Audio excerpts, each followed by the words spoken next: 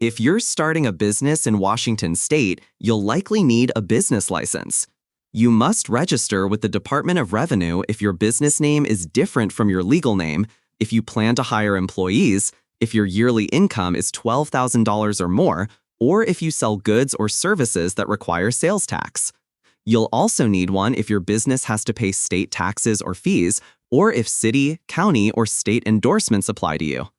Before you apply, check your business structure. If you're forming a corporation, partnership, LLC, or LLP within Washington, you'll first need to file with the Secretary of State. When you're ready, start with the Business Licensing Wizard on the Department of Revenue website. This tool helps you see which endorsements you need and gives tips for your situation.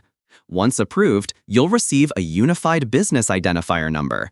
This number is unique to your business, and you'll use it when filing taxes or updating your license.